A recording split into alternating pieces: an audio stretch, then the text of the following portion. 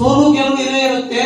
ಆಟದಲ್ಲಿ ಏನಪ್ಪಾ ಅಂದ್ರೆ ಎಲ್ಲಾ ಸ್ಪರ್ಧಾರ್ಥಿಗಳು ಗೆಲ್ಲೋಕೆ ಆಗೋದಿಲ್ಲ, ಯಾರಾದ್ರೂ ಒಬ್ಬರೇ ಗೆಲ್ಬೇಕು, ಅಥವಾ ಪ್ರಥಮ ದ್ವಿತೀಯ ಅಥವಾ ತೃತೀಯ ಆತರ ಅಷ್ಟೇ ಗೆಲ್ಬಹುದು, ಉಳಿದರೆಲ್ಲನು ಆದ್ರೆ ಅದು ಪರ್ಮನೆಂಟ್ ಸೋಲ್ ಆಗಿರೋದಿಲ್ಲ ಜೀವನದಲ್ಲಿ ಯಾವತ್ತು. ಮತ್ತೆ ಕುಡಿದಿರಬೇಕು. ಎಕ್ಸಾಂಪಲ್ ಯಾವ್ದಂದ್ರೆ ಚಂದ್ರಯಾನ 2. ಕಾನ್ಫಿಡೆನ್ಸ್ ನಾವೇನಪ್ಪ ಅಂದ್ರೆ ಕಳ್ಕೊಳ್ಳಿಲ್ಲ, ನಾವೇನಪ್ಪ ಅಂದ್ರೆ ಮತ್ತೆ ಕುಡಿದೇನಪ್ಪ ಅಂದ್ರೆ ಏನ್ ಮಾಡಿದೆವು, ಚಂದ್ರಯಾನ 3 ಅಂತ ಮಾಡಿ ಸಾಫ್ಟ್ ಲ್ಯಾಂಡ್ ಮಾಡೋದ್ರಲ್ಲಿ ಸಕ್ಸಸ್ ಆದ ನಮ್ಮ ವಿಜ್ಞಾನಿಗಳು.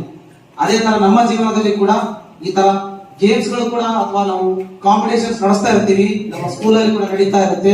ಜೀವನದಲ್ಲಿ ಕೂಡ ಹಲವಾರು ಏನಪ್ಪಾ ಅಂದ್ರೆ ನಮ್ಗೆ ಸ್ಪರ್ಧೆಗಳು ಅಥವಾ ಚಾಲೆಂಜ್ಗಳು ಕೂಡ ಇರ್ತವೆ. ಅಲ್ಲಿ ಕೂಡ ನಾವು ಹೆದರಬಾರ್ದು.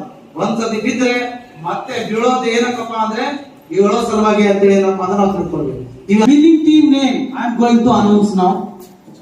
ಓಕೆ, ಐ ಡೋಂಟ್ ನೋ, ನಿಮಗೆಲ್ಲ ಗೊತ್ತಿರುತ್ತೆ, ಅದು ನನಗೆ ಗೊತ್ತಿಲ್ಲ, ನೋಡ್ತೀನಿ ನಾನು ಒಂದ್ಸರ್ತಿ. Okay, let it.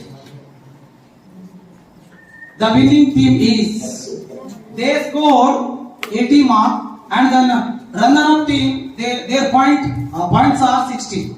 It means only 20 points difference is there. Okay, and then the winner of this special digital quiz competition concerned to National Space Day 2025 is, please give a big hand for Dr. APJ Abdul Kalam.